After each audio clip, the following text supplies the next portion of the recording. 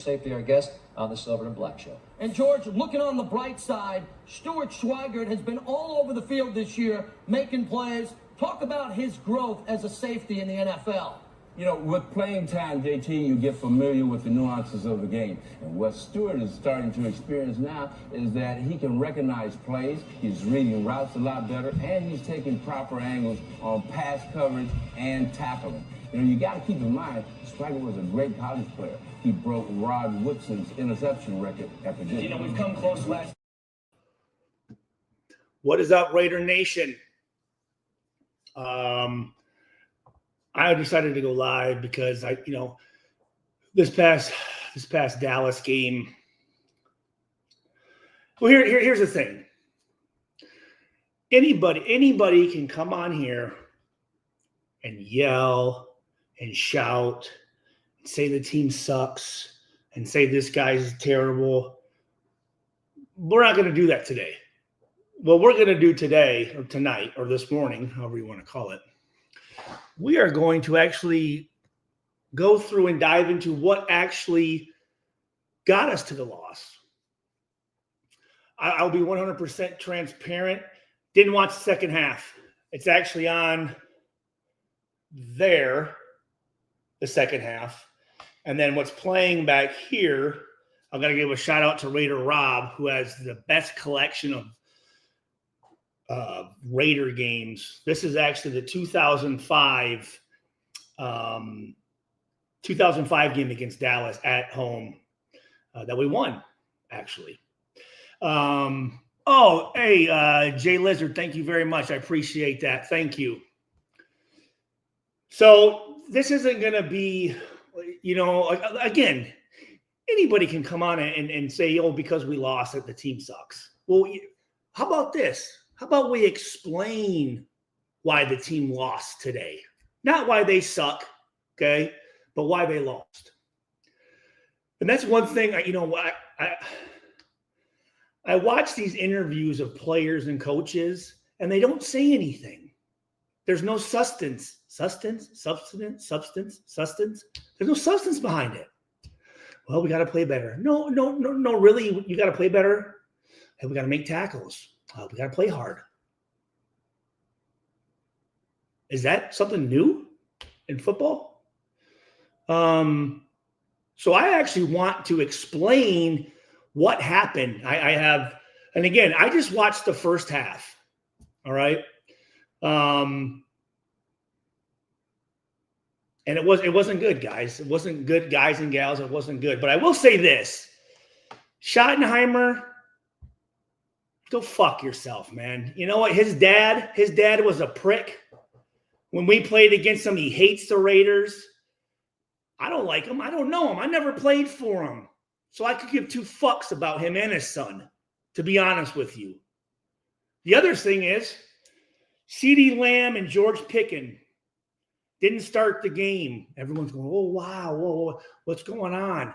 You know what it is? Those guys are two fucking assholes. Two fucking assholes. I've never seen a more cockier word. I've never seen a more cockier team than I did tonight with Dallas. You know, the catch that CeeDee Lamb had over the middle, and he's standing over Isaiah. I would have kicked him right in his fucking balls. I would have kicked him right in his fucking nuts. And here's the other thing. Was it cold in Vegas tonight, guys? Anyone that was at the game, was it cold in Vegas?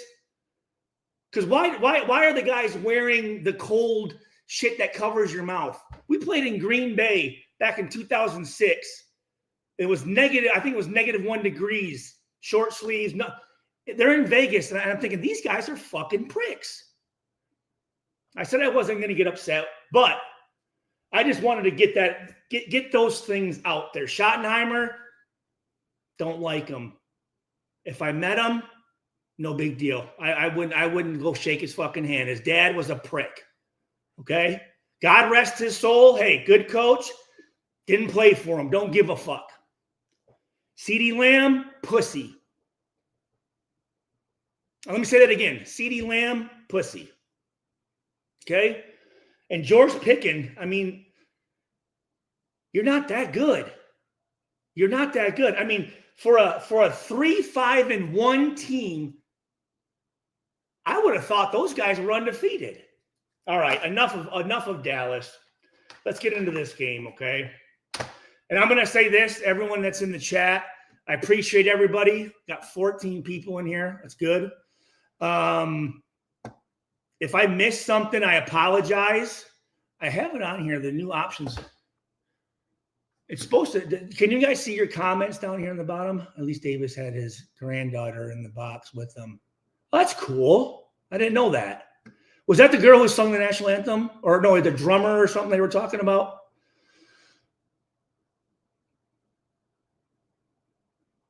Hey, headstones, come on, man. Really? You're going to come in here and right away start talking shit. This is the shit I'm talking about. Fucking unbelievable. Could you give me at least maybe 3 minutes to warm up? And then I can start breaking down film since you're so impatient. Do you have something to get to tonight? Yeah, I'm going to swear. What are you in kindergarten? Have you never heard a swear word? Jesus Christ, headstones. How about the real analysis? What a fucking, oh my God. Oh, here he is. Okay, yeah. Headstones. Well, listen, don't be an asshole. Headstones. There's no reason for that. Why am I mad?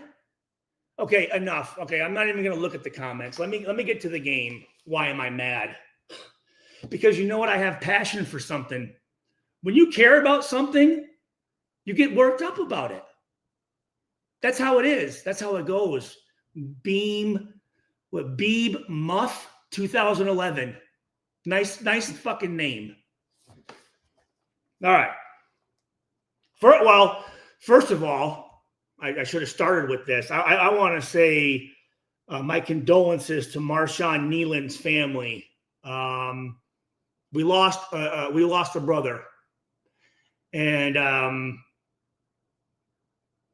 I'm going to just say this: whatever he was going through, nobody knows, but it's very unfortunate, and it sucks. It does. I've lost a lot of former teammates, a lot of good competitors, family members, and I mean the guy had 3 days before that he had a touchdown in the end zone on a blocked punt. So my condolences to the Nealon family, and I wish them the best. And if anybody out there is struggling with stuff, call somebody,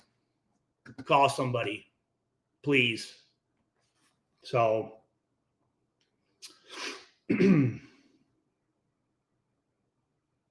okay, let's see here.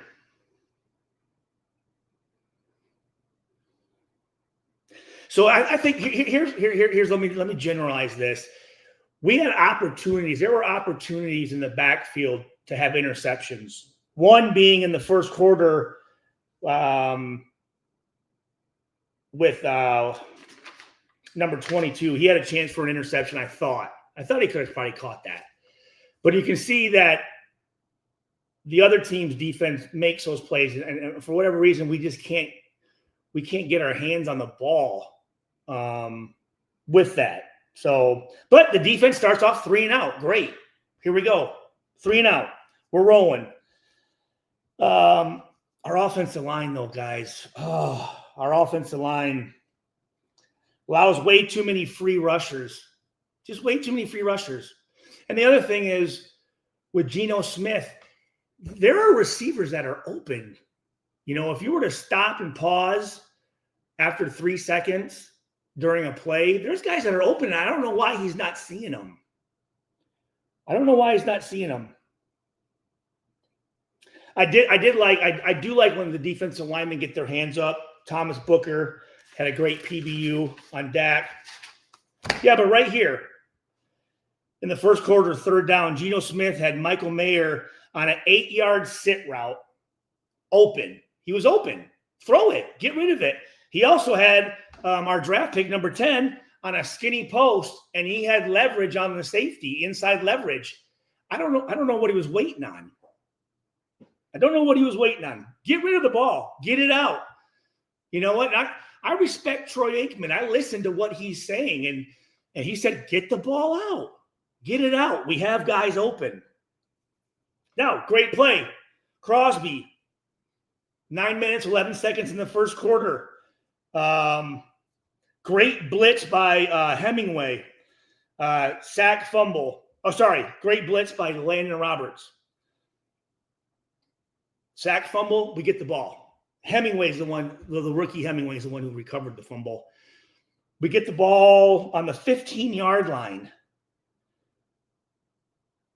And here's the deal. Dallas, the last 2 games, Dallas had 5 turnovers.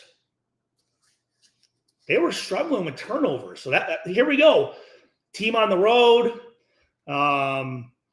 Defense comes out, sack fumble. We get the ball on the 15-yard line. And then next play, Kenny Clark's blows by our right guard, 61. Just goes right by him.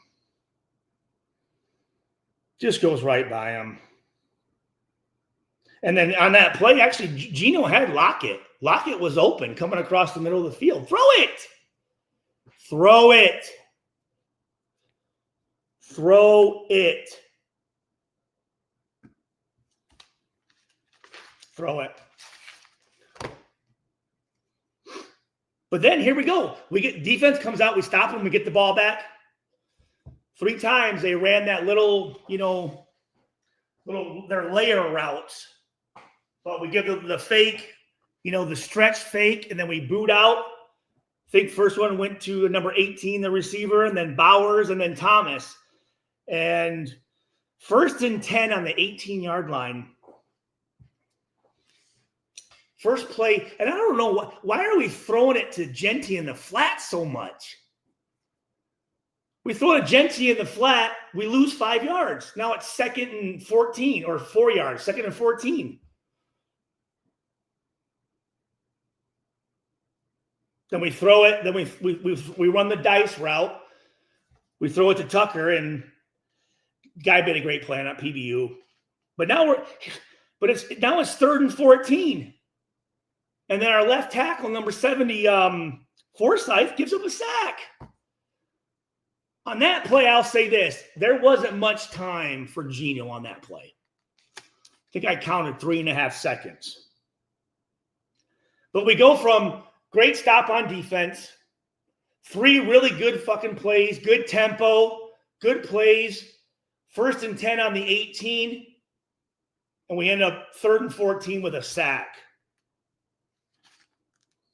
So here's the play that I want to it's Dallas's first touchdown. Let me ask this. I'd like to ask the people in here, the 16 people in here. I appreciate you very much. Yes. Here, let me take a look here, guys.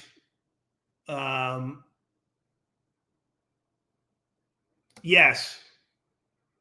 I appreciate that, Muff. Yeah. Yep. Yes. Let me see here. Hold on.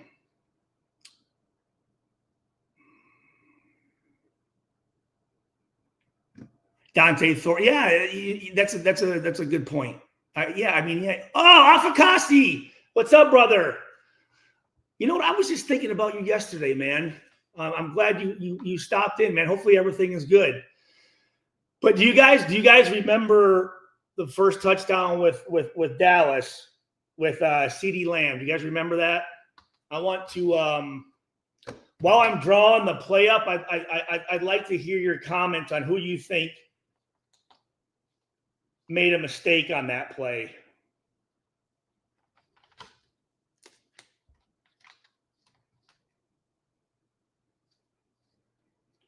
Let's see here. So we have 3, 9, Dak here, 87, 18.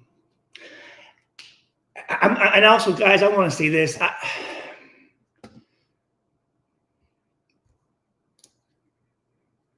85% of that was because of Isaiah. And you're right. And the other one was number 32, the free safety on that play. But Patrick Graham, I don't know the guy. I'm sure he's a good dude. But I just do not like how he runs his defense. Here's what's going on. I don't know if you guys noticed, but Dallas had a lot of bunch routes. One receiver with a two receiver behind them or a stack. Because when we're in our man-to-man defense, we don't talk to each other or run any combos with our teammates. We're just trying to man up. That's it's called cat defense. Willie Brown, God rest his soul, used to say that back in him and George Atkinson, God rest his soul, and Jack Tatum, God rest his soul, and Lester Hayes, they ran cat defense where they just lined up on a guy and they guarded him. You can't do that in this league. You need to run combinations on defense, just like the offense does.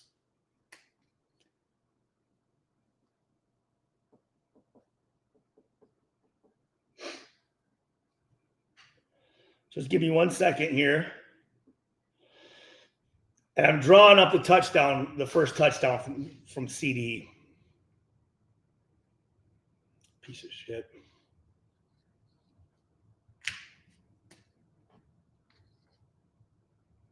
So bam. He's here. We'll just focus on this side here. So if you look, and actually, I'm actually really excited. Everyone that's in here, I ordered a big dry erase board, so we'll be able to draw up some plays.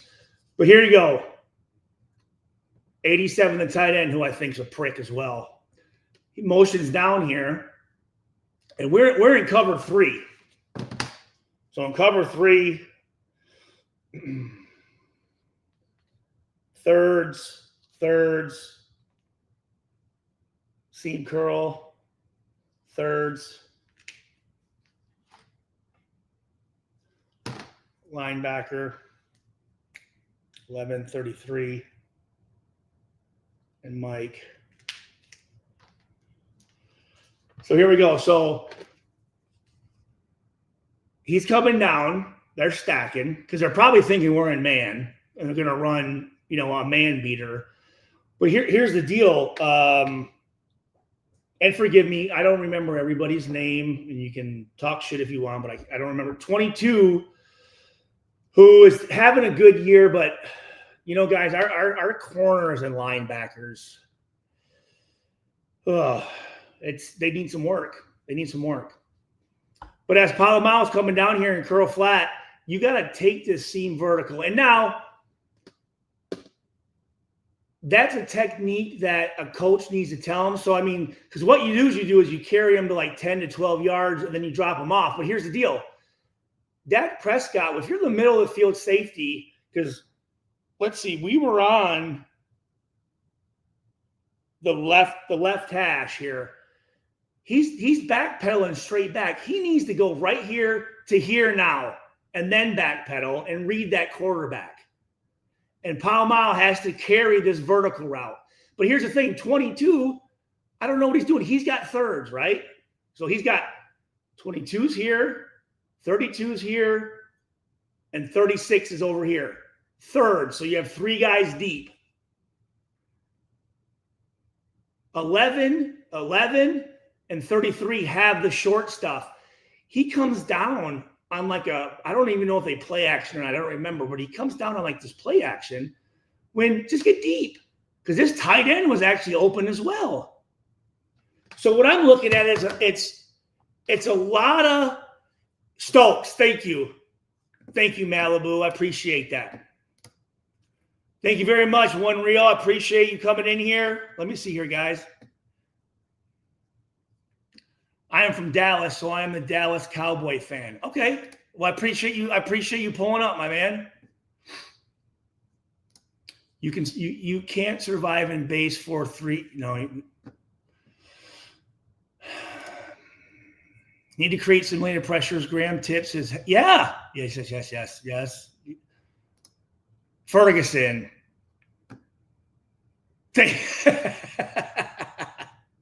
Thank you. Yeah. I agree. But here,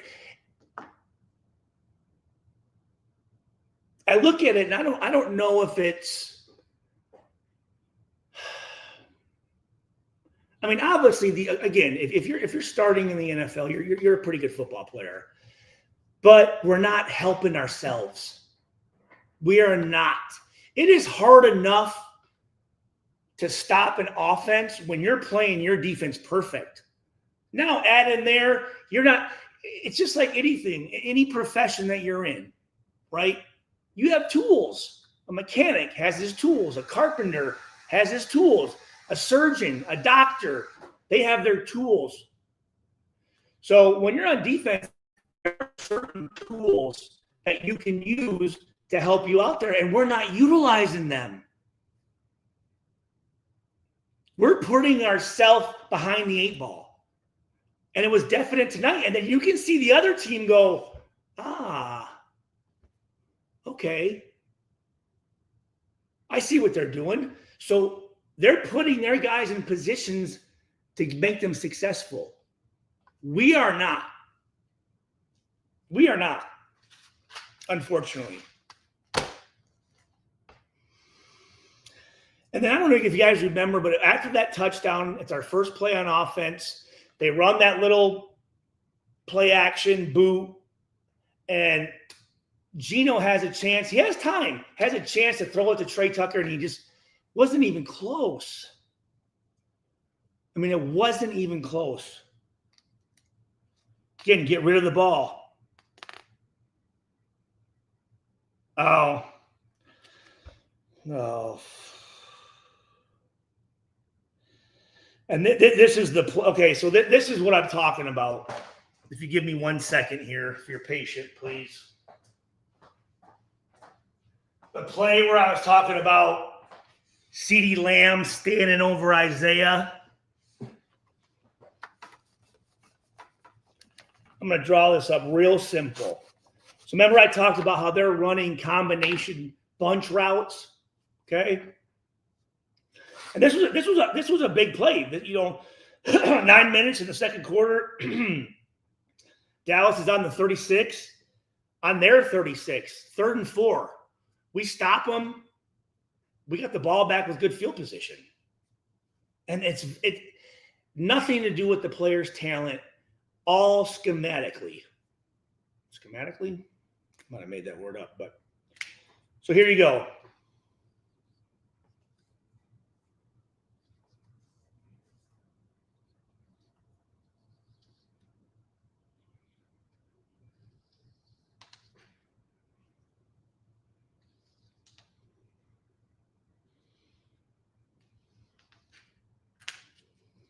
Here, well, let us know what Willie Brown would have said with a few in the secondary not getting involved. Here's what Willie Brown would have said. They're just out there killing grass. Out there killing grass. That's what they're doing. Killing grass. Which, don't kill grass. Grass never did nothing to you.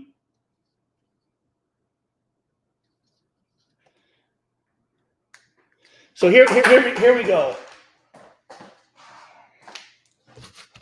Here was the route combination here. CeeDee comes out here, motions out to do what? To pull him out because he's going to run back in. It's all about leverage, right? Chin is right here on 87, and then we have our safety over here, 32, right? So wait, hold on. Yeah. So since CeeDee comes outside, now he's got the widest guy. He's got the inside guy. But here's the deal. This number 9, who he has, is doing an out route. That's really tough for him to get down there. Now 36, he's running an inside route. That's hard for him to get over there. So let me ask you guys this, because you guys are smart fans.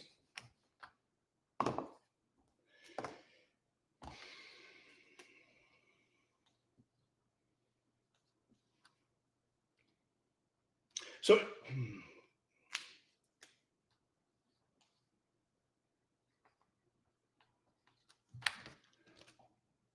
here's what we would do. Back when Chuck Pagano was our defensive back coach, we would run what we call, I think there's different things, a bunch, trap, right? So what you do is this guy that's on the line of scrimmage, you lock him with number 11. You lock him, right? Or you erase. So these guys right here, he's not even just – because this guy's not getting the ball. Now, these two guys, when you have two receivers within 5 yards of each other, you run tango or banjo or however you want to call it, in and out. And what that means is as those guys come up the field, the inside guy stays inside and the outside guy stays outside. So as these guys were coming up, and you have CD coming here, and this number 9's coming out here, instead of him trying to run down here and him trying to get here, what do you think they should do? If those guys, hey, Chin, lock, he's gone. All right, now 32 and 36, you're here. In and out. You back up, and those guys cross, they run right into you. It's a no play. We're off the field. They're punting the ball. Good field position. We're still in this game. And then later on, as the game went on, they kept doing it. Dallas is like, well, shit. If they're not going to make any adjustments, keep running it. Run those bunch routes. So I see that on Dallas's offense, but then I don't see us doing that on our offense. Oh, and then the fourth and 1 on the 5-yard line. Again, I sound like a broken record. What do you guys and gals think Dallas did on that second touchdown to the tight end? Is it Ferguson? To the tight end, Ferguson. What do you think they did with the receiving core? Let me just see. Well, there you go. You swap. Yep.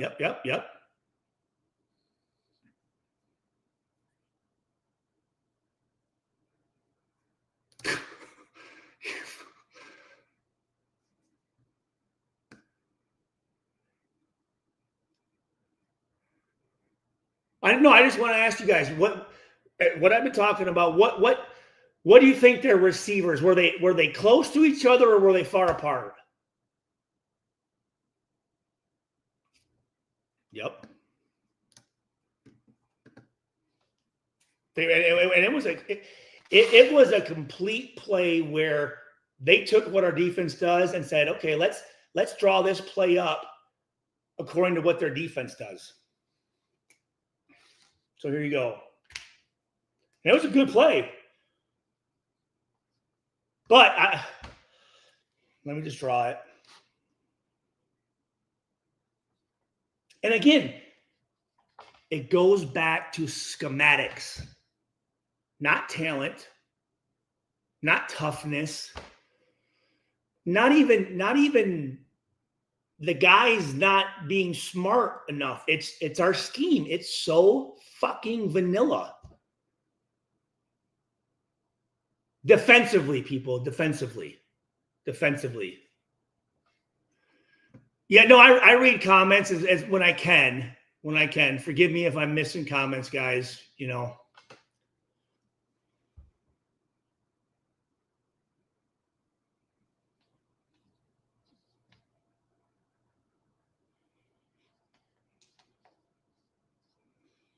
Oh, this one will make you sick. Will make you sick.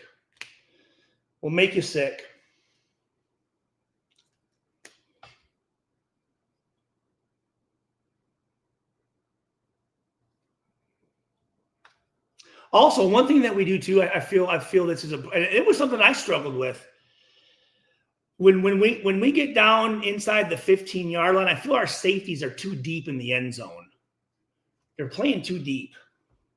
Playing way too deep.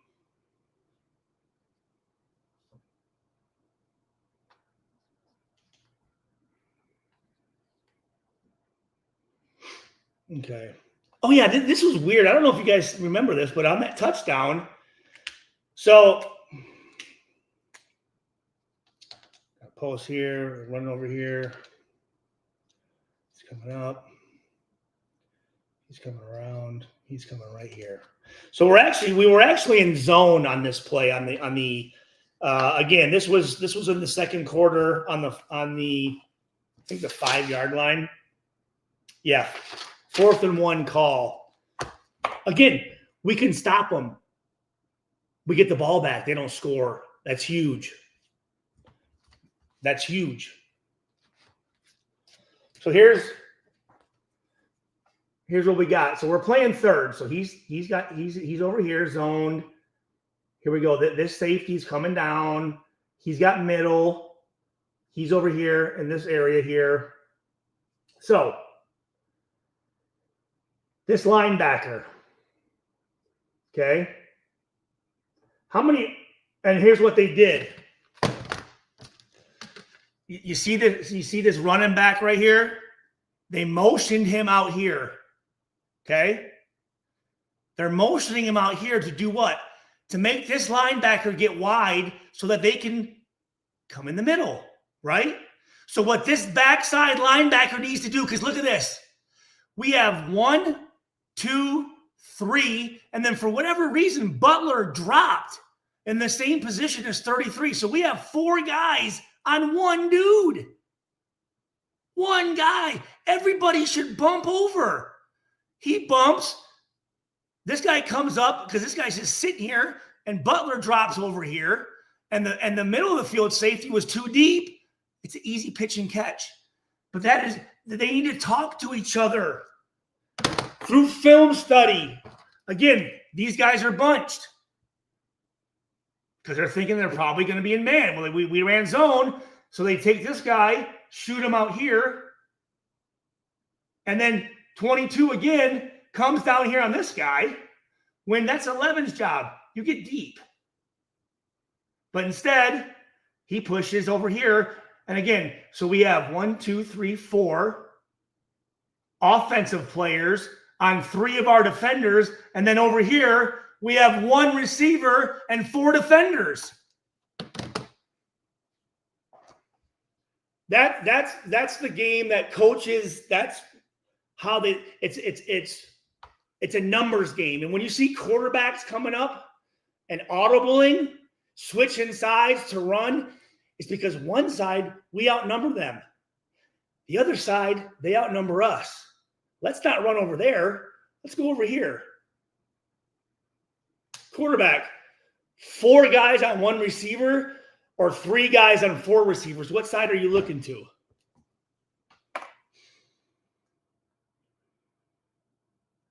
And then Lonnie Johnson, 32, yeah, he had a chance for that pick.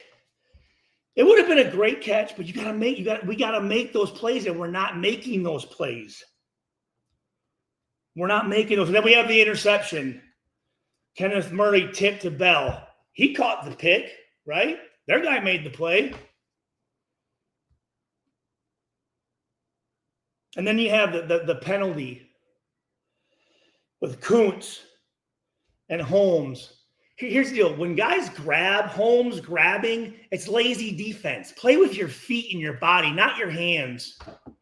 Especially when they're not out here. If you're playing with your hands inside your body or framework or the framework of your body, that's okay. But when you get out here, that's not okay. But, I mean, I want your guys' opinion. I'm going to say this again. Dallas, I'll tell you what. You can see the culture that Schottenheimer has. It's the same fucking culture that the Chargers had when Schottenheimer was with the Chargers. They're arrogant pricks. That Tyler Gittin, he's hitting Kuntz after the play, and then finally Kuntz, hits him underneath his chin and he flops. I mean, what a pussy. What a pussy. And he's laughing and everyone thinks it's funny. I'd be like, if that guy was on my team, I'd be like, what are you doing, man? What are you doing? Now, Kuntz needs to keep his emotions in check. But if you saw it before, he's guy's blocking him. And finally says, fuck you. And he hits him right underneath his chin. And the guy, and then he flops. Yeah, exactly. Here, hold on. I'm going to go back here, everybody, and I'm going to let me just see your comments. They're packing like they're swarming at the ball, but the ball ain't there. Flavor for the day, drum roll, vanilla. For real. I'm asking you guys questions. Who's more vanilla, our offense or our defense? We have one of the NFL's premier running backs, and we don't run him. We throw it to him in the flat, 7 yards behind the line of scrimmage. He's got to run 7 yards to get to the line of scrimmage to even get a yard. Let's see here. That's what gives me a seasoned coach. Can't make these corrections or clear. Yeah. Yep. Football is definitely a game of leverage, and that's what you're doing, right? Receivers, they call it a stem, right? They're coming like this to make the DB move here so they can go where? Here. Or let me say this. They go and they stem outside to do what? To here. And then right before half, Pickens.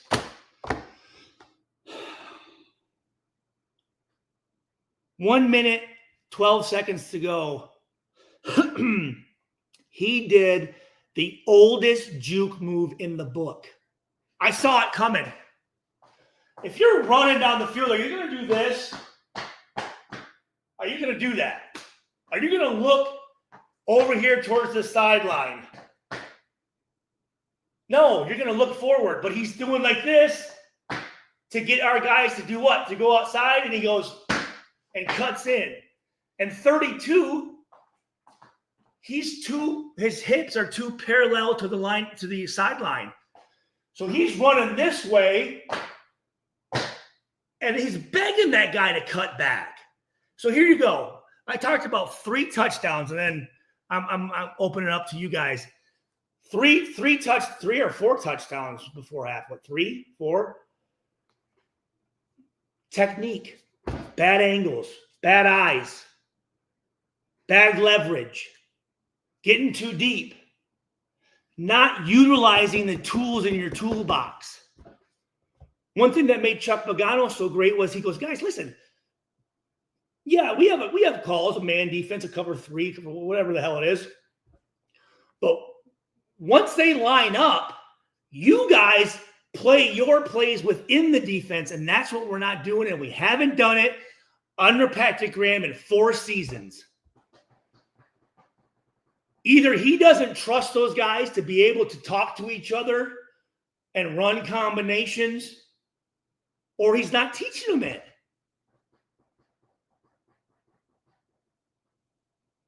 He's not teaching them that. And it's frustrating. Because, again, it's,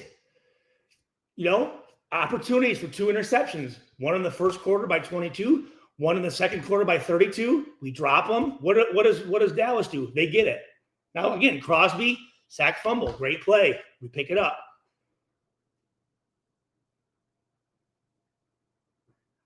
Geno Smith. Guys are open. Throw it. Throw it. Throw it. Get rid of it. Guys are open. Now, is our offensive line blocking well? No. But it wasn't all just them. It was not all just them. There are guys that are open. I don't know. I'm not. And here's the problem that happens. When you get in your head and things become issues, it's hard to get past them, and we're just not getting past them. We're not able to make the go, you know what? That game was gone. We're letting shit linger. Shit is lingering. And I like Pete Carroll. I really do. I think, he's a high energy guy. I think he lets his coaches coach. But I see some issues with our two coordinators. I really do.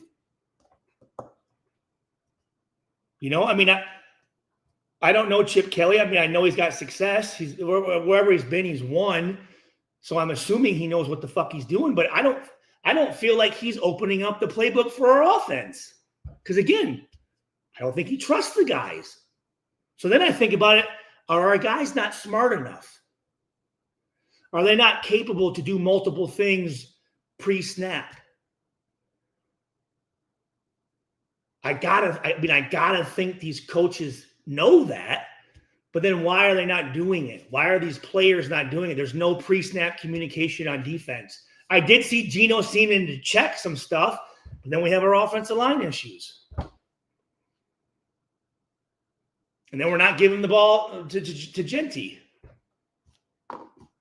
And then again, just now before I got on here, the last touchdown that they had, or not the last touchdown, it was the last one I saw.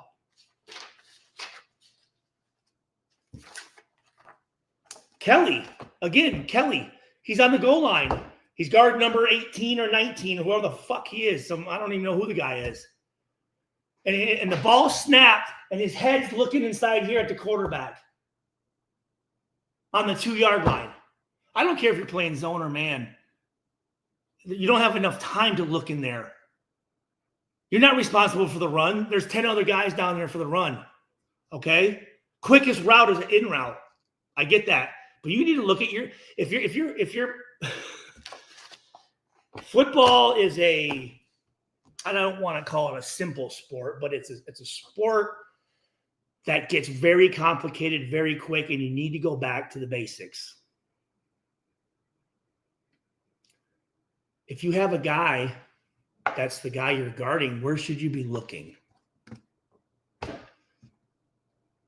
Where should you be looking?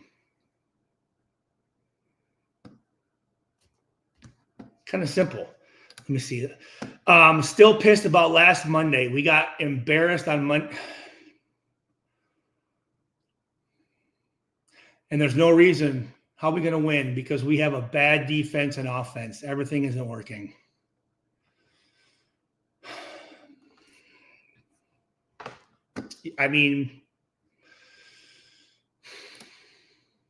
Oh yeah, that freaking flop, Oh, hey, Sean, thank you very late at night. I feel like doing some things to release myself. I need to let it out. Yeah, I you know what? Sometimes, I start this podcast or this video off saying I'm not going to get mad, and then I go into a rant. Yeah.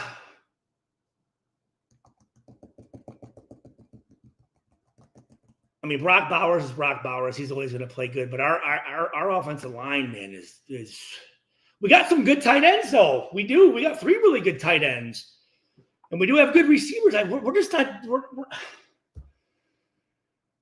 I'm looking at it going: is Geno? Is he not capable of multiple offenses? Do they call a play and have 1 or 2 options off of it? Because in the NFL, that quarterback, that's why they make the money, guys. That's why those quarterbacks make that big time money. And that's why you only see, think about in the last 25 years. Can you name me 10 legit all-pro quarterbacks? You can probably name 7 or 8, but they're hard to find. Peyton Manning, if you can't go up to the line of scrimmage and adjust off of what the defense is doing, you're letting them dictate to you your gameplay. And in the NFL, that's why that you don't win. You don't win like that. I remember Peyton Manning. Rob Ryan, we would, when we were playing the Colts, we would have a call and we'd wait for Peyton Manning. He'd walk to the line of scrimmage. He'd check. Then we would check our defense. Then he would check our check. And then we would check finally. And after the third check, we're like, all right, we're just going to run with it. And he'd check again. And obviously, Peyton Manning's a 1% of the 1% of the 1%. I get it. But that's why those guys are good. And that's why they make the money. And that's why they win Super Bowls. You know?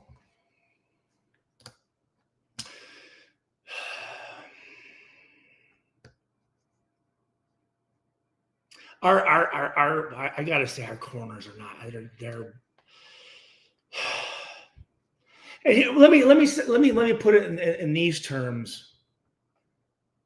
I'm not going to call them bad. They're not bad players. They're not. They're just not playmakers. There are certain positions where you need guys that are making plays. Well, that's stupid. Of course, they got to make plays. Interceptions, pass breakups on third down, causing fumbles, putting intimidation into the other team's receivers rather than us being scared of their receivers. I mean, that's the thing that makes me so mad. These guys they're doing the mime in the end zone. He's miming the tight end, and then CeeDee Lamb standing over our guys, and the other receiver, whatever his name is, he's doing all his shit. And then some number 18 that comes in, no one's ever heard of. He's dancing on us. I can't on our home field. That shit right there, man. That hurts. Because on defense, you do have the ability to shut them up. They're going to score touchdowns, sure, big deal. But you make them fucking feel every one of those motherfuckers. You get 12 yards, cool, but you're going to fucking feel it. And I'm guaranteeing you this. You better look around and know where people are at. Because on defense, and when all of a sudden those offensive guys are looking to see where people are at because they don't want to get hit, they're not thinking about what play they have, and they're not making plays. But again, do we have linebackers? I mean, I'm not trying to be a dickhead, but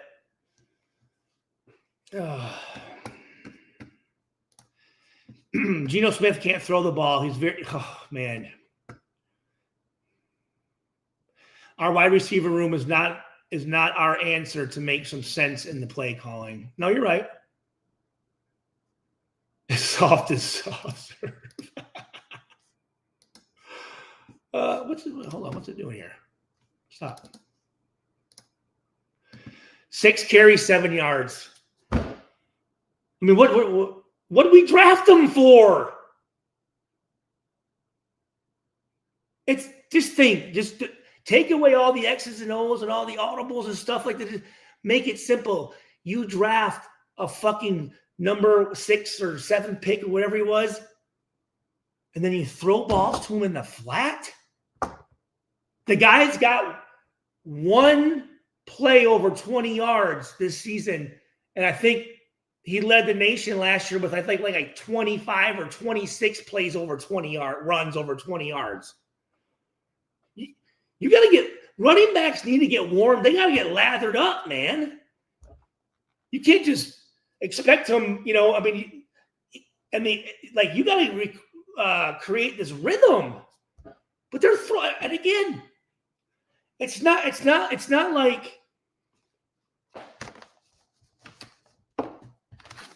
it's not like this. Here's a running back. It's not like he's coming up here and going out. He's doing this. So when he catches the ball, we're back 8 yards already. Again, he's got to get a first down to get to the line of scrimmage. So if I'm looking at the odds, if I got to run 8 to get 3, that's bad business, man. That's bad ball.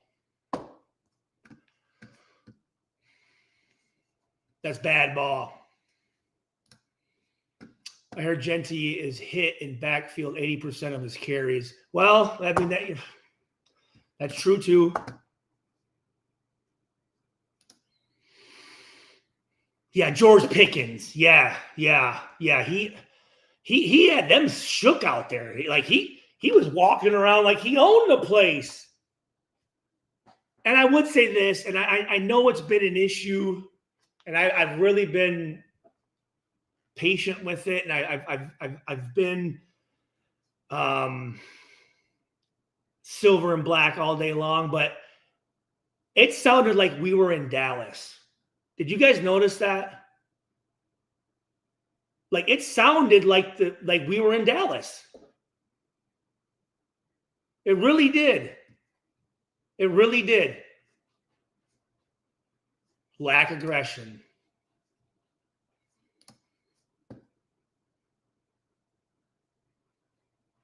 Yeah. Yes. I think everybody else has been gone. What's the fascination with him? I mean, we've given him 4 years to bring in his guys and implement his system. And what has it gotten us? What has it gotten us? I mean,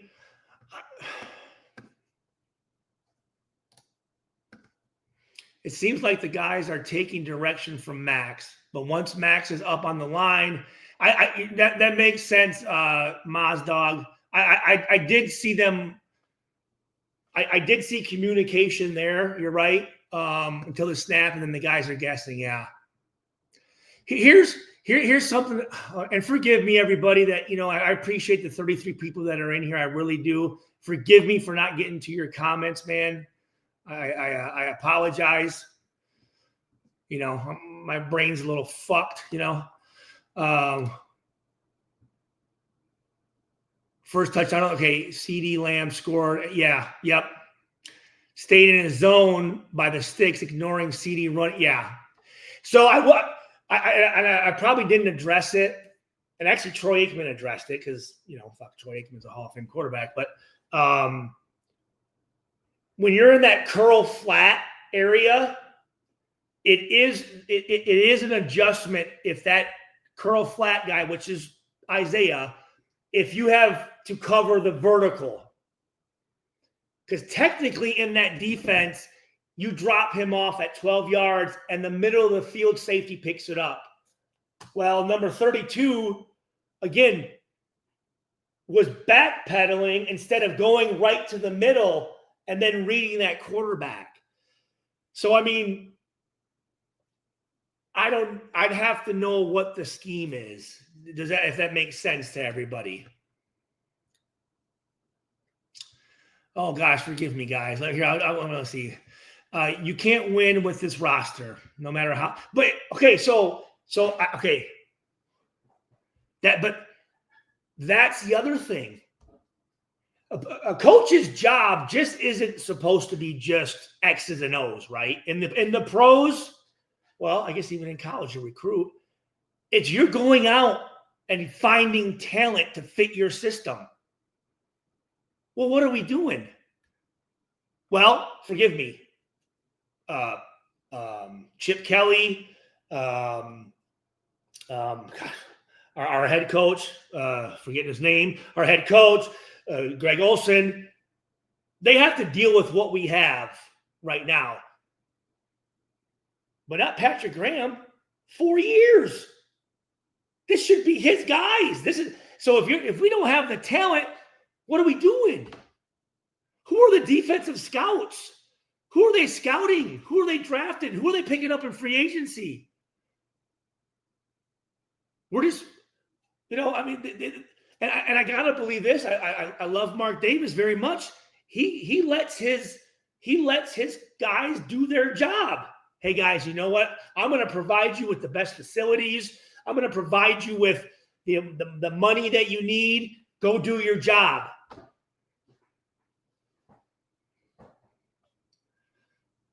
I don't know, man.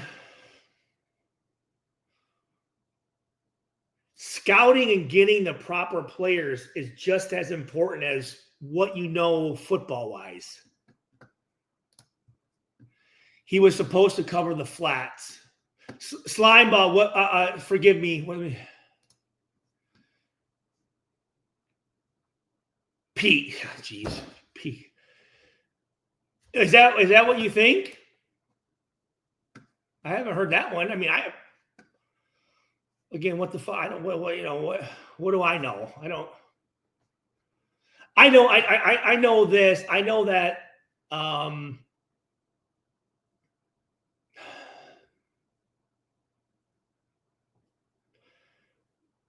You got to. These coaches, again. Here's the thing. You can have these coaches, right? And some of these coaches are pricks. Probably 89% of these coaches are assholes. They're in their own feelings. They're arrogant. They're self-conscious. They're fucking, you know what I mean? Just because you have a system and you go somewhere and you try to make those guys fit into your system, it's not going to work at first. You've got to be able to take those guys and go, okay, what is this linebacker good at? So I'm going to take his best traits and I'm going to set up a defense that highlights what that guy's good at. What's this corner? If this cornerback is not good at man-to-man on the goal line, either you take him out and put a guy in there that's good on man-to-man on goal line, or you don't run a man-to-man call to his side. You adjust to the player that you have. Now, free agency comes around, the draft comes around, I'm going to get a guy who can play man-to-man defense on the 10-yard line and in. I want that guy. Then go out there in college and find that guy. Don't try to take a guy who doesn't do that and make him try to do that. That's not – a coach's job is to put those players in the best opportunity for them to be successful and make plays. Rob Ryan, Wink Martindale, Chuck Pagano, Clayton Lopez, those coaches, Willie Brown, Keith Millard, I mean, they did that. Chuck Pagano, guys, you do what you want. If you want your left foot up instead of your right, I don't give a shit. Go ahead and do that. Hey, coach, you know what? I'm not really comfortable, playing that technique. Then what technique are you comfortable doing? Because here's it. And as a player, you have to have confidence in your coach. Why am I doing this? Why is this the technique? Now, a coach, well, because you know what, Stu? That technique that I'm telling you to do won me 2 Super Bowls. Shit, all right, let me go. Let me roll with that. But if you're running a technique and we haven't won anything, it's like, well, I don't trust that we should be doing that. You're putting me in a spot that's going to – because here's the deal. I'm going to get fired before the coach does.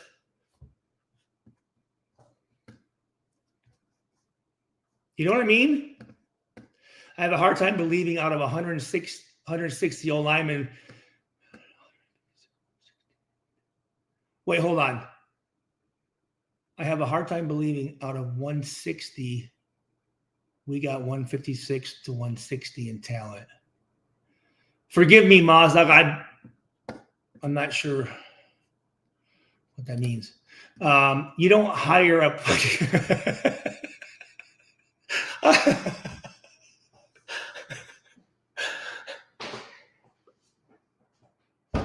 I'm laughing, but that's what it is.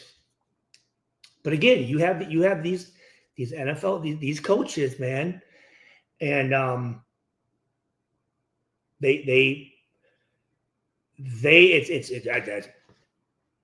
my way or the highway. That bullshit. And what just I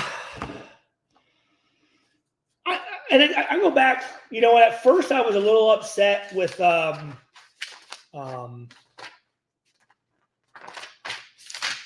Malcolm Kuntz for that personal foul. But you know what? Now thinking about it, I like it because that guy was just fuck that. Hit him right in his fucking jaw. I bet you that guy didn't do that shit again. I guarantee you that guy did not do that shit again. And then again, CeeDee Lamb just like this, standing over Isaiah. His nuts would have popped to the top of his head. I would have fucking, bitch, get the fuck off me. And here's the other thing. I know this for a fact. Warren Sapp, Derek Burgess, if they saw a receiver stand, they would have ran up and smashed that motherfucker. Instead, he's just standing there. No one's doing anything because everybody's a nice guy. And I get it. The game's different. It's different. You can't hit guys like you used to, but you can still fuck people up. You can still fuck people up. I just do this. When I played, obviously we didn't have the best teams. We had some very good players, some great friends of mine, good defenses, good offenses at times. But I know this, we weren't fucking around. If we did lose, you felt that bitch. If you score a touch like these guys, where you see a running back come in and he's about 3 yards to the end zone, and the DB just kind of does one of these deals, you make that motherfucker pay. If he's scoring, I'm giving you a thigh bruise, I'm tearing your AC, not purposely, but I'm chopping you the fuck out. Fuck, I'm not just gonna let you just because you're close. Yeah, hey, he's gonna score. I'm just gonna let him walk in. And here's the thing: I think the coaches allow that. It's the same shit's going on right now at Purdue. I don't know which team's worse right now, the Raiders or Purdue, with that mentality. It's frustrating. I take it very personal when I see guys dancing on our field and stepping over our guys and fucking mime dancing and what was CeeDee Lamb doing? What the fuck? I would have fucking broke his fucking forearm. Hey, listen, you might make a catch, but you're not going to sit here and fucking showboat in our field.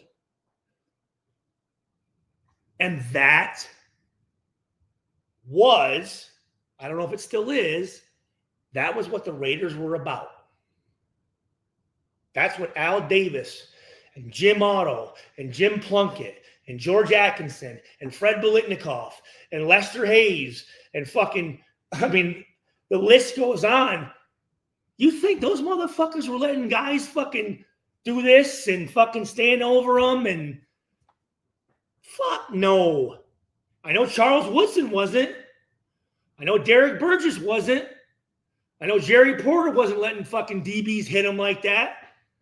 I saw Jerry Porter in Washington in 2005 when we went there to Washington in 2005 and beat them on the road. Take a fucking blast from Sean Taylor. God rest his soul. One of the greatest safeties out there. One of the toughest motherfuckers there is. Jerry Porter got right the fuck back up. And here's what that does. When you're a DB and you fucking unload on a guy and you give him everything you got and that fucker stands up, you're like, oh, shit. Anquan Bolden. Anquan, I have a...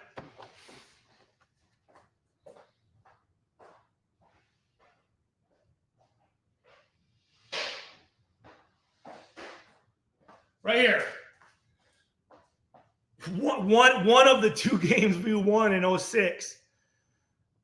I thought I'm gonna fucking just, I hit him and fucking, he kind of bounced off that thing. I said, oh shit. Okay. I gotta get my mind right here.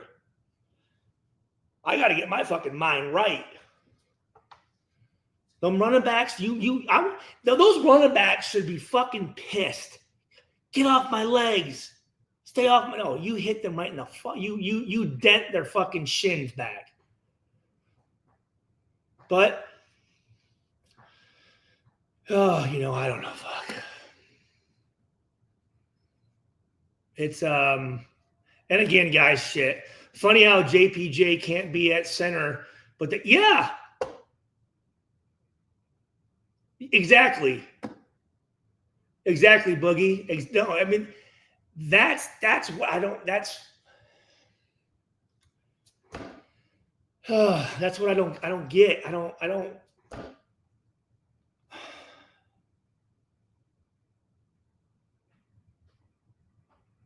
Because here's the great thing about football is it takes everybody. It really, and when I say everybody, I'm including the fans, like we are. Okay, I'm a fan now. I haven't made a tackle in fucking 20 years. It literally takes everybody has a certain percentage of every win and every loss. It's figuring out who has the most of the percentages when a team's doing bad, so you know who to get rid of, what the problem is, or a team that's doing good, who deserves the more money, the big contract. That's where it is. But we all have a say in this thing. The fans, again, I thought we were in Dallas. I had a Jerry Jones is up there fucking laughing and hanging out, fucking cheersing people, and the crowd on third. I mean, when Dallas is making catches, I mean, just cheering. And after interceptions, I'm going. And I'm not. Let me rephrase this. I'm not talking bad about the fans. It's just, unfortunately, with the location that we're in, which I'm glad we're there. Trust me, and I'll go into that some other time. But I'm glad we're in Vegas. He did the right thing to do that. But it's going to take a little bit. You know what I mean? Just like when the A's start up, it's going to take a little bit, but it'll get there. But right now, man, it's not. And that kind of, we as players, we feel your energy. We feel your positive energy and we feel your negative energy. You know what I'm saying? Like, it's everybody, man. But it's figuring out, Gino, let me see. Gino is so fucking.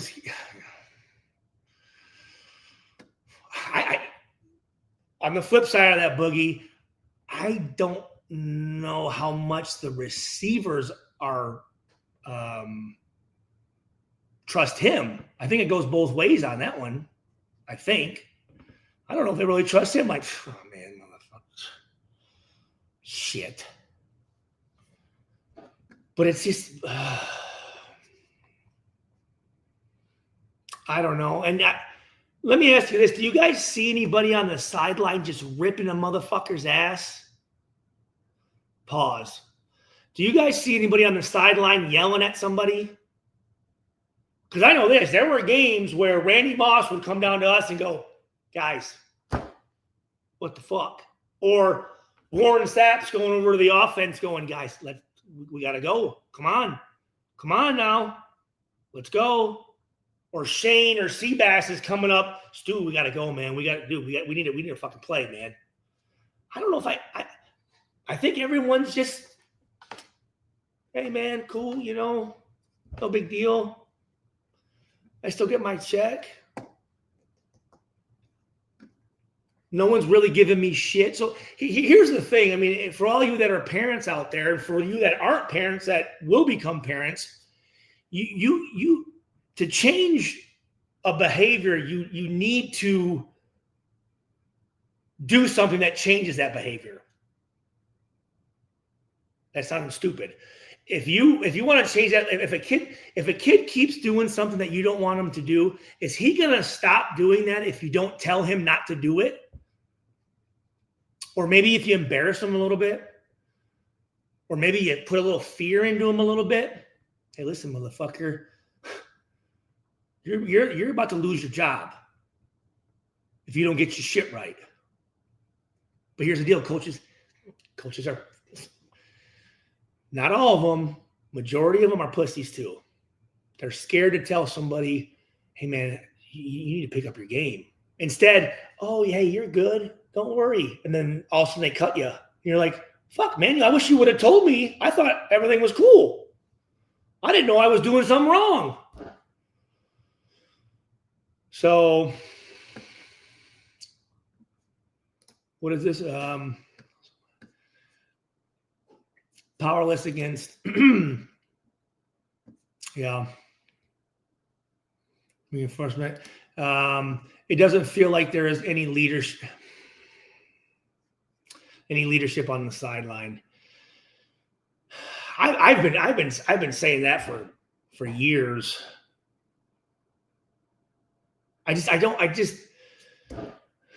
Besides Crosby, who on that? Think about this. And let me ask, and I want to say thank you so much for everyone for being here. The 40 people on this Monday night. I'm sure people have work tomorrow, and I appreciate you. Who on this team, besides Crosby, could step up and grab a motherfucker and say, "Hey, listen, guys, this is what we need to do."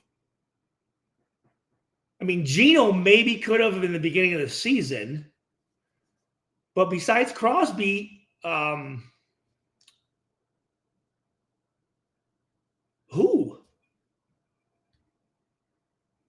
You know what I mean? Who's the guy that people are going to listen to? Who's the guy that actually has the credibility to stand up and actually say something? Because some guys try to do that, and you're going, what in the fuck is he talking about? He hasn't done shit. And he's trying to tell us what to do? I'd rather have someone not say anything than some guy stand up and say something that shouldn't be saying it. That has the adverse effect. But besides Crosby, who on this team do you think could do that? Michael May. Oh, well, I would say Mayer, yeah, but obviously Brock Bowers. Yeah, well, I was thinking Colton Miller too, but he's hurt, right? I mean, and here's the deal: when you're hurt, you can't say shit. Really, it's just the way it is, and you really don't want to say anything because you're not doing anything. You feel like a bum. Seriously, you feel like a loser out there, man. It's like you're sitting in the tree, hey guys, pick like, fuck, you're in the hot tub. Like, don't fucking tell us what's going on.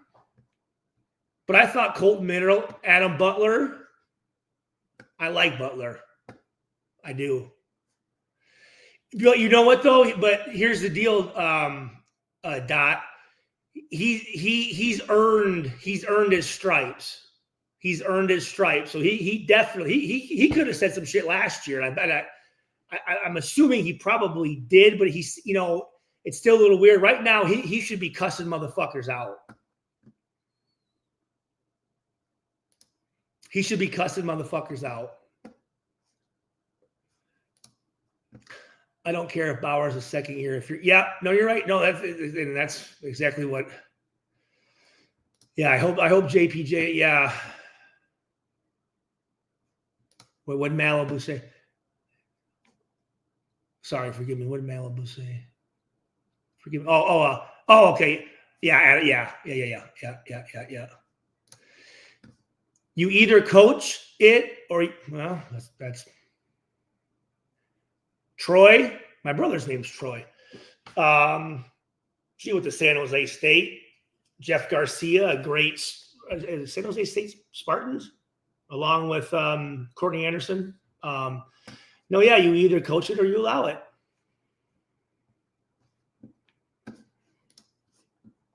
Max Crosby interview after the game was asked about Butler's comments about offensive unit not performing, and Crosby said he didn't want to talk about the next question. Hold on, wait. So Matt interviewed. What did Butler say about the offensive unit?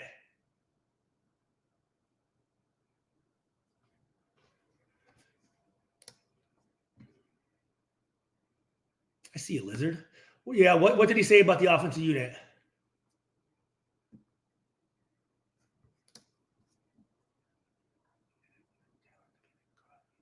You're right. JPJ has the attitude and the talent to be the Crosby offensive line, but this staff is blind and doesn't. I kind of agree. Wait, hold on. When that question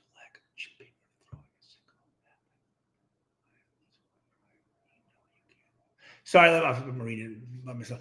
One thing I question is the lack of chipping or throwing a single halfback screen pass on at least one drive when you know you can't hold the pass rush. Chip Kelly barely started to spam the wide receiver screen. Yeah. Oh, so, okay. So, okay. All right. So now I have it in context. So Butler said the offense isn't doing their part. And what was Crosby's response to that? What was Crosby's response to that?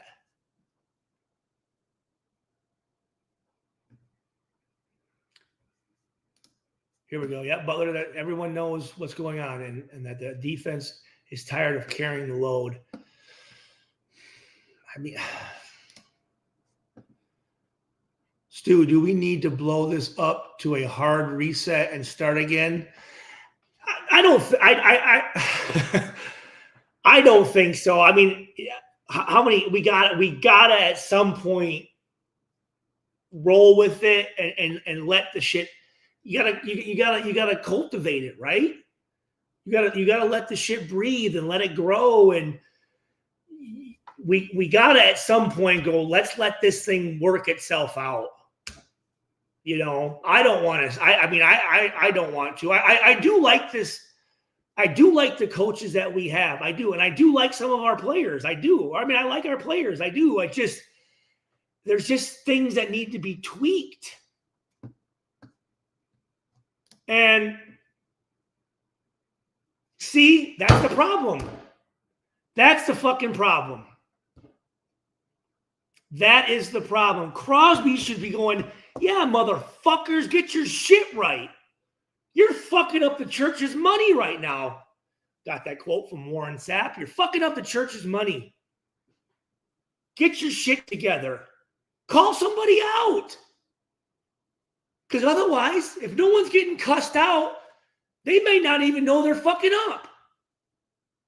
Again, how do you know if you're doing something wrong if the person... How do you know if you're doing something wrong if you're not told you're doing it wrong? How do you change behavior? By ignoring it? And that was the shit that drove me crazy about Derek Carr. Well, we have guys in there. Call them out. Fuck that pussy passive-aggressive bullshit. Guys do that so that when they go back to the locker room, the other players come up to them. Hey, man, were you talking about me? Oh, no, bro. No, we good, dog. We good. No, not you. Fuck that. The fact that you just told me that Butler said that, I like Butler. I've liked Butler since last year. The guy's a fucking playmaker. Runs his fucking ass off. Makes plays. Tackles down the field. Doesn't bitch. You never hear anything from him. He has a right. He has a right to say something to the offense.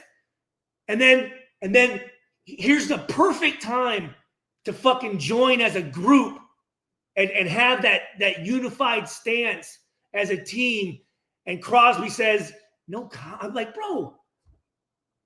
Because you know that Butler and Crosby are talking, and then all of a sudden you say what you know everyone else is thinking, and then they don't back you up.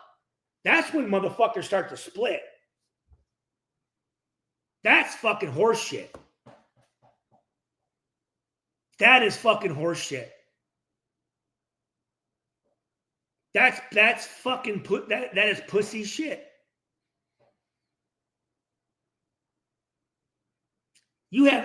Crosby has every right. Crosby can call the coaches out. And that's what you need a guy to do. No comment.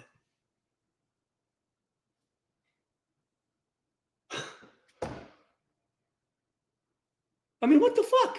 Put some pressure on these motherfuckers. How do you make diamonds? By pressure. If there's no pressure, there ain't no fucking diamond. It's just coal. I think, right? Is it coal? Whatever. That upsets me.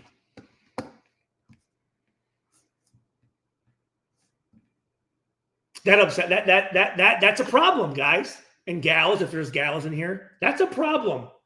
That right there is a fucking problem. Because I know this, if I'm sitting there and I'm talking to Namdi Asamoah, I'm talking to Fabian Washington, and I'm talking to Ronaldo Hill and Charles Woodson and Ray Buchanan, and we're all in agreement, fucking, yeah, man, this is bullshit. And then I go up there and say it's bullshit, and then they have a chance to piggy, and they...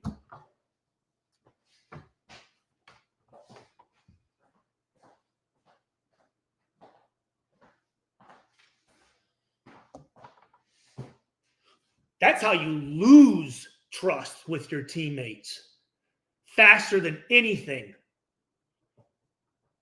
And I have some examples of that. I don't want to get into it now, but I have examples of that where, hey, man, that's bullshit. The coach said that. Let's go talk to him. No, man, I'm good. Cool. I'm good. Like, seriously? Well, I'm going to go say something. You're not going to say anything? You're good? All right. That's some fucking, that is, wow. Okay. The problem is people lack accountability because they don't want to hurt. You guys are all, again, I don't know how old everybody is, but I'm assuming everyone's worked somewhere. When you're a professional, and when I say professional, you can be a professional cab driver. That's a profession. When you get paid to do something, you're a professional, right?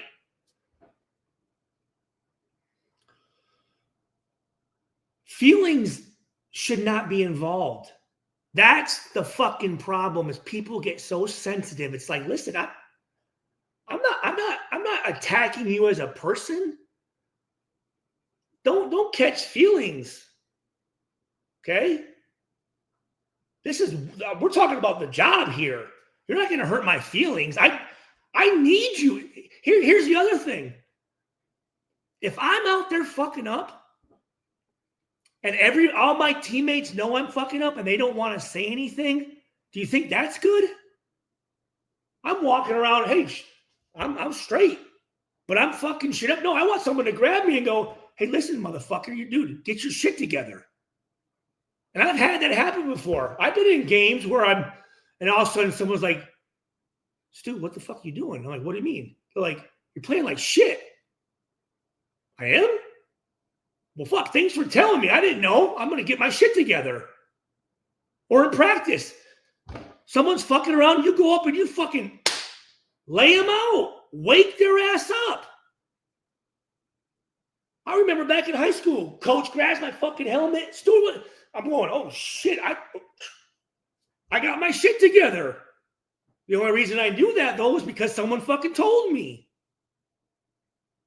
I can, that passive aggressive, that is the fucking worst shit someone, I have, that is, that, I don't know how it is for you guys or gal, but that passive aggressive shit, man, it drives me. And that's why I wasn't a big fan of Derek Carr, because that's what he would do. And it's like, bro, who are you talking about? Who are the guys that's fucking up? Because they may not know they're fucking up. So if a guy doesn't know he's fucking up, is it his fault? I mean, he has some responsibility. But if he's not getting corrected by the upper echelon of the pyramid of whatever team he's a part of, I blame the guys up top for not telling him. If a kid doesn't know how to fucking read or spell, is that his fault or the teacher's fault?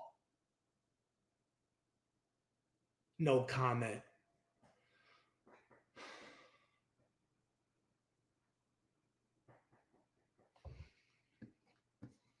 Yeah, there you go. My coach threw a football at my head, woke me up. Yeah. Exactly, man. Exactly. I mean, think about I just know I'm thinking about with my wife, right? You let shit go with your wife, like little fucking thing, fuck, little things with your wife, and then all of a sudden you blow up at her for it. But she had no idea that was annoying you, right? So can you get mad at her for doing something that made you upset, but you didn't let her know that made you upset? That's your fault. Hey, I don't like it when you fucking leave the bathroom door open when I'm fucking sleeping. I'm trying to sleep. You have the light on and you leave it open. Oh shit! You know what? I'm not going to do that again. I didn't know that bothered you. Thanks for telling me. Hey, listen, on this play, dude, I'm expecting you to be here. You're not there. Oh shit! I didn't know I was supposed to be there. I'm supposed to be there? Yeah, dude. Oh fuck! Hey, my bad. Thanks for telling me. Hey, who's supposed to be there on that? Who's supposed to hold the outside edge? Who has the D gap on that play? No comment. What the fuck does that do? Well, I said I wasn't going to get worked up, but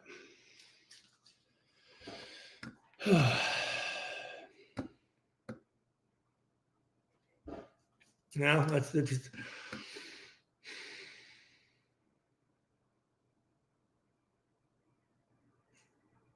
I like that. Yeah, accountability is everything. I need to, in football, out of all the sports, you have to trust that the guy next to you, the guy in front of you, and the guy behind you is going to be where he's supposed to be. You have to. Those good teams could trust those guys. I know for certain. Like when I was a rookie, if a guy like Warren Sapp didn't trust that I'm going to be where I'm supposed to be, he would tell Rob Ryan, no, I don't want him out there. I don't want him fucking up my shit because he's jumping in the wrong gap and then we're fucking shit up. I need to count on him. I need to know this guy watched film. I need to know this guy's in shape. I need to know this guy knows the checks and knows what 12 personnel is and knows what down and distance it is and what personnel grouping they like to run the dash routes or the chair route or the dice route or what in the red zone when they come in. I need to know what type of I need to trust that guy knows that when they motion over, we're going to combo it and we're going to lock the point man. I mean, every play the DBs would look at each other. Hey, even if it was cover 2, just give me a tap so I know that we're on the same page. Never fucking assume anything. Hey, Fabo. All right, cool. All right, we're good. We're on the same page.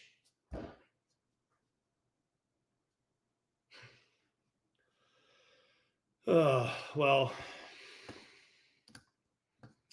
we should have kept Jack Jones. I know he dogged it a few. Yeah, no, that's a tough one. I do agree with you, but you can't trade 1 for 1. Just because you have a big play doesn't mean you can give up a big play. But he gave up plays too. So yeah, that's kind of the age-old question. You know, you have a big playmaker, but he gives up shit. Or do you have the guy that doesn't necessarily make big plays, but he doesn't fuck up?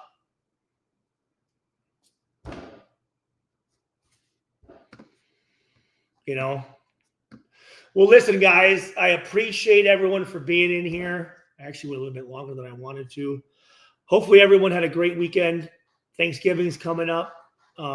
Again, I want to say my condolences to Marshawn Nealon's family. And I encourage anyone listening to this, if you are struggling with something, talk to somebody. I've had my issues and I've thought this is the worst. Something my dad told me, Big Stu, my dad passed away this past July. One thing he told me, he said, son, give it an hour. Because I know you've all been in that situation where, oh my God, I hit rock bottom. This is the worst thing. It's what am I going to do? Give it an hour. We'll get a little better. Then you know what? Give it 2 hours. Then give it a day. Then give it 48 hours. And all of a sudden, before you know it, you're going, okay, I'm all right. I'm all right. So just give it time, talk to the right people, and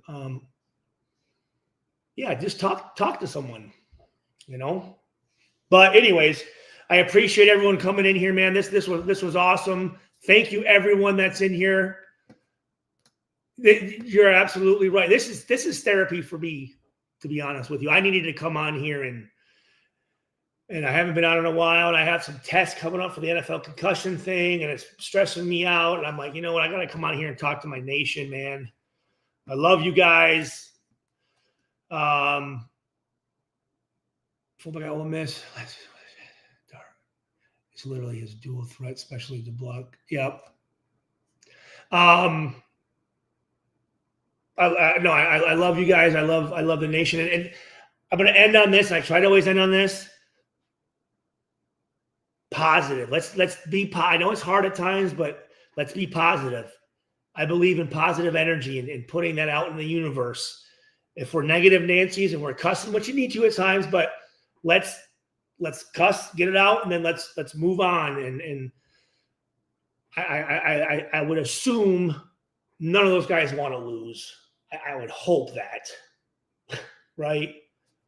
So they're doing whatever they can. It's just not working. Let's stay behind them, and let's finish strong.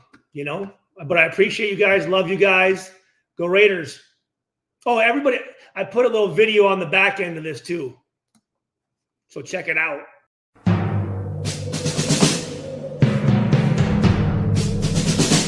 The autumn wind is a pirate, blustering in from sea. With a rollicking song he sweeps along.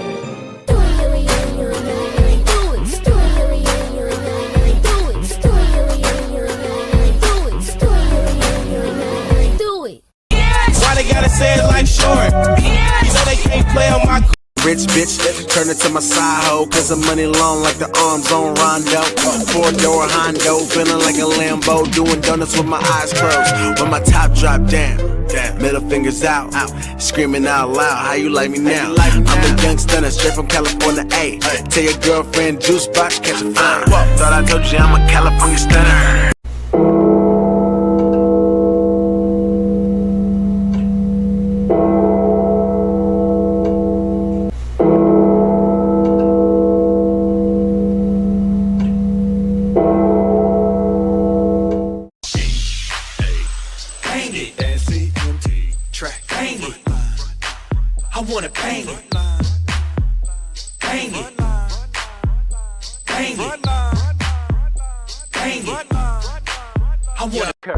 Keep spinning like street whales. I bounce back so clean like a detail. Keep slipping, keep chasing these females. I'ma throw heat and snatch all your CD sales. I creep while these other rappers sleep. By the time they awake, I'll be in NYC. Popping collars with J Mills and K Slade making deals. I surge and my pockets get refilled.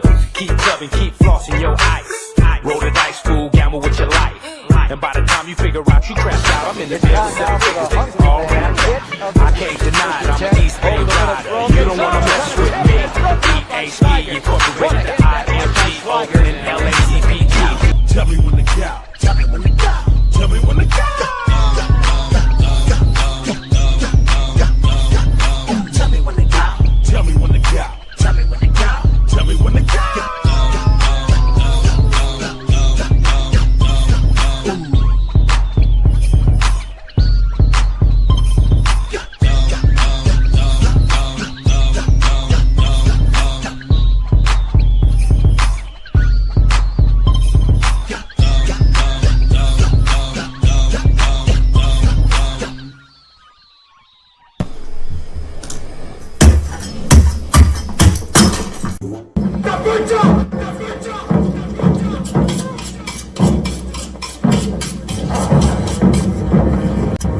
This is fresh meat.